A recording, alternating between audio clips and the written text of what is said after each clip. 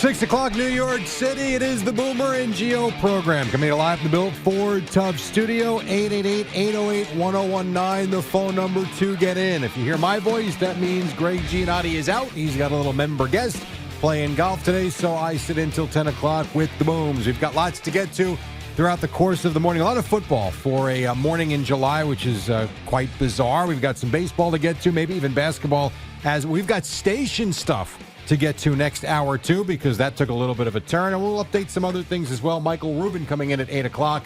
I say good morning to one Boomer, Esiason, who was stripped down, was trying to get CeeLo verkleft, is that the word? And a little sweaty and excited. Is that the word? Yes, that's the word. I'm asking, as you were showing your chest hair. Yeah, I wasn't trying to do that. I didn't three buttons down. No, you can't even see my chest hair. Well, that's because you buttoned up. Yeah, but I don't have much chest hair. Well, this is true, too. But very nice. Right. Well, thank you very much. I appreciate it. Good morning, Jerry. How we doing? Not good so far this morning. This whole entrance thing is all over the place, just so everybody knows. We have a new entrance here. They're working on our main lobby, so we got to figure out which entrance to come in. And yesterday, everything was smooth. I was going to ride my bike here. There's a bike room. Mm-hmm. I was going to try to pull an Evan Roberts, see what happens. And all of a sudden, my key card doesn't work for the bike room. And I'm standing out on the side over there on King Street, just figuring out, okay, what do I got to do now? That by the freight elevator? Is that where you were trying to get in? Right there. It's perfect. I did it yesterday. Everything was fine. Yeah. Today, it doesn't work. So then I had to walk all the way around. That's a long walk, Jerry. It's a half a block to the front entrance over there in Greenwich. And then you got to walk through and snake through all these different... It's a beautiful entrance. Yeah, how pretty is that? It is a gorgeous entrance. Nice. Maybe our entrance will end up looking like that entrance. It's going to go straight through. Do you know how long that entrance is going to take? Yeah. Yeah, it's a block. What? It's a block from one side to No, the other. I'm saying, do you know how long it's going to take to build? Over a right, year. Eddie? Over a year. All right, so here we go again. It's one of these things that are just so inconvenient. Hopefully you got a break on the rent. It's really not convenient, not inconvenient. You just go to that entrance. Yeah, but and when you the come side right door where I was going to go in, like I did yesterday, now all of a sudden doesn't work, I need an explanation. Fleeks, get on that. Find out why that door was locked. I'll go down to the lobby, ask them to come up and explain it. All right, I was so looking forward to taking a bird bath this morning when I got here because it's so freaking hot out. And yesterday it was hotter than hell on the golf course. Yesterday was not bad. See, it's interesting you say that because a friend of mine from Rutgers, Chris Corso, we were supposed to play yesterday. And we saw the forecast, 100 degrees, real feel of like 108. And we're like, you know what, we'll do it another time, not a big deal. I go home, my younger son is like, can we go golf? I'm like, it's 100 degrees out. He's like, so what? I'm like, all right, if you really want to go, we'll go play 9 holes. So we went over, and I figure we'll get the cart, we'll play 9 holes. We played in, and there was no one there because the morning guys were gone already, and no one wanted to play because of the heat. 2 hours and 32 minutes, we played 18 holes. Yeah, we played Wasn't quick. bad. We played in about 3 hours and 15 minutes. We played over at Trump Bedminster. This is where the president and his family spend their time when they're here in New Jersey. Fortunately for us, they were out in Milwaukee. Right. But nonetheless, there's still Secret Service over there, and you got to get through the security gate and everything else, which was fine. I have to say, we played the new course over there. It's a beautiful golf course. I mean, it's an amazing place. The members are great. They treat you like you're a member yourself. Just the attention to detail is remarkable. It really is, and it was just hotter than heck. Started out great. And then finished with a whimper. Only lost about 7 balls over there. So there's a lot of boom pop balls all over Trump Bedminster, but it was great.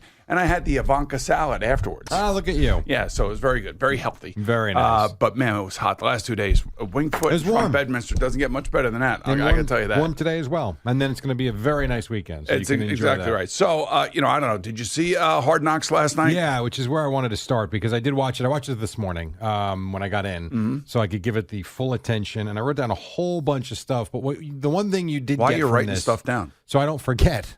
You're not going to forget. I do forget. That's why I write stuff down. You ever hear of Post-it notes so you don't forget? You know what's amazing to me watching this, and I know you're going to get to your thing, but watching it, it's just how, like somebody will walk into Joe Shane's office and go, Runyon's going to the Jets. Well, and then Joe Shane will go, if we match it, will he come here? Well, no, you're probably going to have to go over it because of his relationship with Hackett and Rodgers. Like, everything happens with Hackett and Rodgers over here with the Jets. And Joe Shane is actually negotiating against Hackett and Rodgers for the Giants. And what you got, though?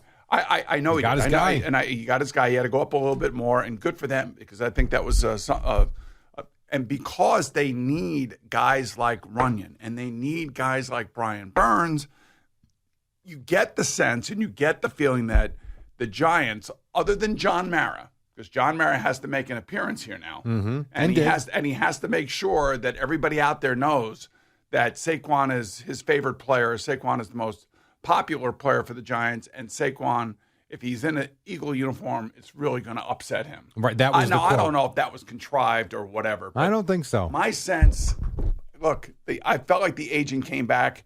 Joe Shane said, come back with an offer. He did come back with an offer.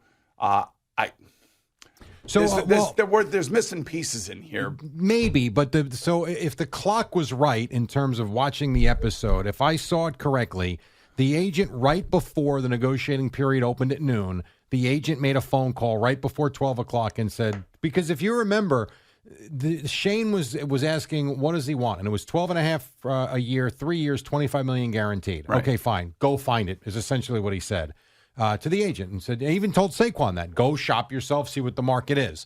Right before that negotiating period opened, he got a phone call from the agent and he said, 12 and a half, 3 years, 25, you got a deal. And Shane didn't bite. Go shop yourself, to where he winds up getting that essentially from the Eagles. Yeah, I felt like, though, there was a point, it was a little bit more than that from the Eagles. I think Joe Shane was thinking ruthlessly like a GM should think. Like, look, man, we got problems in other areas that I need to fix, and I have to spend money in those areas.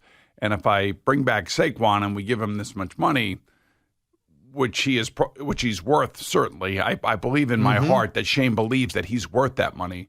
But Shane also believes that, look, I got to fix other parts of this team if I'm going to get the best out of my quarterback. And this is also, this is before they get to the draft and looking at different quarterbacks and, quarterbacks that they may have been interested in trading up for. So at this moment, Shane, I think, has said in the back of his head, there's no way I can pay Saquon this much money and then go after these other players. That's how I felt. Right, but so, and I'm not saying this is right or wrong. I think obviously that'll play itself out depending upon what they get from Singletary, what type of team they are. Does Daniel Jones stay healthy? Are they a good team? The one thing I took away from it is just my feeling watching it was that they didn't want him back. The only way they were going to take him back was on a team-friendly deal, which is fine. But what gets me, and I'm not a Giant fan, but I can look at it from a fan's perspective. If this was my team, for instance, whatever, or whoever that might be, and I love that player, what I would be thinking is he's done it for you, and yet you're not willing to go a little bit more than what he wants, or just give him what he wants. But these other guys, and we've seen them sign big-time free agent linemen that have been busts, yet they have no problem giving this guy an extra $1 million. That guy, oh my God, he wants how much more now? An extra $2 million?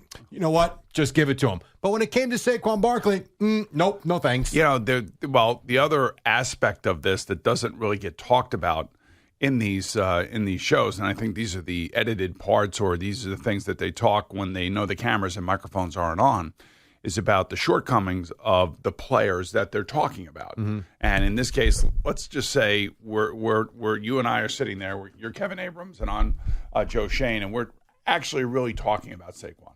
And you say to me that Saquon's a great player. He does this, but I'm Joe Shane. I'm going, does have an injury history. He's a little bit up there in age, and he's not a great pass blocker. It's not something that he does very well. He's good with the ball in his hands.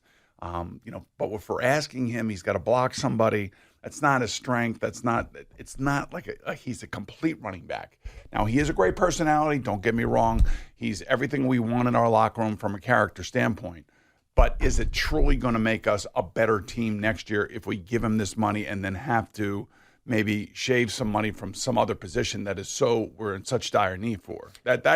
That's the conversation you don't really hear. Understood. And there's no question about that. And they definitely know Singletary, and maybe he'll do things that Saquon didn't. I don't know. I have And no for idea. less than half. And no question about it. And they were able to spend money in other areas. They got the 2 linemen. They got Burns. They went out. Drew Lock came for only $4 or $5 million a year. They lost out on Tyrod Taylor. It was interesting. In the episode, at one point, they're talking about the backup quarterback, and even Dable was like, I like Tyrod. Like, let's bring Tyrod back. Because Tyrod performed for him. Yeah, and it was almost as if that was a foregone conclusion that Tyrod Taylor was coming back. Meantime, the Jets wanted John Runyon Jr., they outbid the Jets for Runyon. They wake up the next day to find out the Jets outbid them for Tyrod Taylor. Yeah. It's interesting, the games that go back and forth. But especially against with the 2 teams here.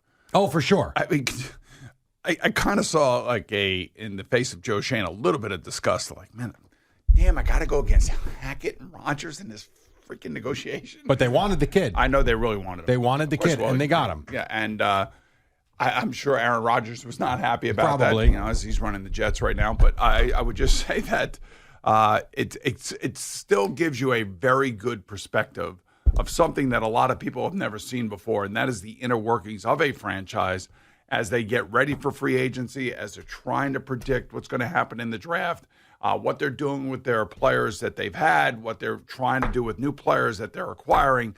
I don't know. I think it's fascinating to see it. And you're the GM. The guy comes walking in your office and he gives you Runyon. We got to go against the Jets and Rodgers and Hackett, and we got to give him a little bit more money, And then Joe Shane, will that get it done? Will that get it done? Yeah, well, you could tell his stress level that day. And at one point he was talking. Can somebody give me some legit info? Well, you got 19 guys working on it, so they were trying. But nobody really ever wants to step over that line and just say, you got to get this guy and you got to pay him this money. I mean, it's always. There's this level of just in case this doesn't work out, I don't want it to be my ass on the line here. Yeah, no, I get it, because he's still the boss at that point. He still has to make the decision, and it's just funny when you sit in a chair of decision making, and people walk into your office and they say, well, this, and they're not really, convincing you. Mm-hmm. They don't have a great level of conviction when they're trying to get you to do something. Although in episode 1, if you remember in episode 1, they did have those guys that were very pointed in their opinions on what they should do and shouldn't do. Well, they were appointed. Yes, they were, but they also were, remember, they were describing players. Yes. And that's their job. Their job is to describe the right type of player for the team and what they're trying to build. Mm-hmm. And I think that's part of it. But when they all walk in there, and then you have the owner sitting in there, and Joe Shane's kind of smiling a little bit about the whole Saquon Barkley thing, and then I don't know. I felt like John Mara just wanted to have the out of saying on television and have his fans see him say, I'm going to be sick if he's wearing an Eagle uniform. I think that's genuine, because I think any fan of the Giants is going to be sick when they see him in an Eagle uniform. It goes away. He'll become an Eagle. It's fine. But I think that's genuine. I wish I could see, though, Joe Shane talking to John Mara. We'll never see it. Can I ask you why, we can't pay this money to Saquon Barkley, but we can give it to Singletary, half of it, and then this way we'll have a little bit more flexibility with other positions. But that's the chessboard that is a GM in the NFL. Which leads me to this question. And this is a serious question because it's an important position. Why would anybody ever want to be a running back? Like, if you're a kid in college right now, it is now, there's so much proof that you are, unless you are Christian McCaffrey. I mean, there's not many of these guys that make this kind of money. And yes, Saquon got a decent contract, I guess. But if I'm Saquon Barkley and I walk into the Giants locker room and I'm basically begging them for $12.5 million a year, and I look at my quarterback game making $40 when he's not Patrick Mahomes, he's not Joe Burrow, he's not, let's talk about the top guys. He's been okay. He had a nice season. They had a playoff win, but he also hasn't stayed healthy. And he makes 4 times what I make? Yeah, it's crazy. Why would you want to be a running back? I know. They're happy.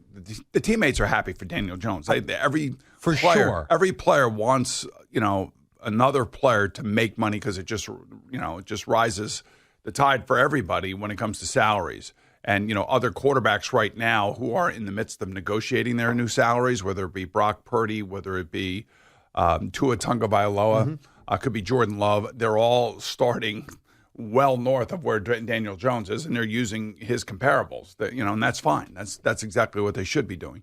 I don't know. I just think it's amazing watching how the thing unfolds through the different segments of the offseason. I think this is great. I go back to also the wide receiver documentary on Netflix that Peyton Manning and Omaha Productions did. I'm thinking now next year is probably going to be a defensive position, I think. But, man, wouldn't it be amazing if you had like 5 running backs and you watch what they went through? I would love to see it because I would think as a group, you've got to be pissed off with what's going on in this league. Well, they are there, and we know that, but it's all analytic driven. There's enough facts out there for all these GMs and all these coaches and all these owners to understand, what the longevity is for that position. And every now and again, there is a special player that ends up like Adrian Peterson that can withstand the beating that he takes and give you a Hall of Fame performance well into his 30s. But it's that is the outlier. Most guys are done before they're 30 years old. So when you go back, though, when you played, running backs played until their 30s, and they carried the ball 30 times. It was a different game. And they also got paid. James Brooks that I played with was one of the higher paid players on our team when he was with us. I want to say at one point in time, it was probably 4th or 5th on the roster in terms of how much money he made. I think there was a point in time where he was making over $1 million, which seems ridiculous, but that was the highest paid. Well, it was a very high paid player, and I think our team recognized his dual role that he was able to catch passes out of the backfield. He was like Roger Craig was for San Francisco. There's other running backs, Christian McCaffrey. He wasn't that good, but Christian McCaffrey has a dual role for San Francisco, and that's why they gave him a contract extension this offseason. He certainly deserved it.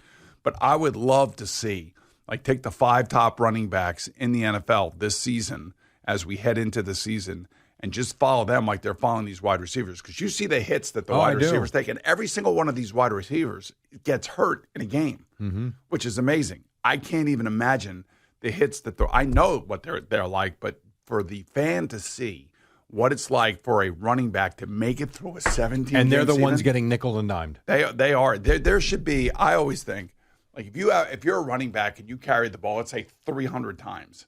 I think the one year that Pittsburgh was trying to do Antonio Brown and Le'Veon Bell, they were going to give them contracts together, and Pittsburgh was saying, "Well, Le'Veon's going to be the highest paid running back, but the money's never guaranteed. It's always a Fugazi contract part of it." I think he touched the ball 420 times that year.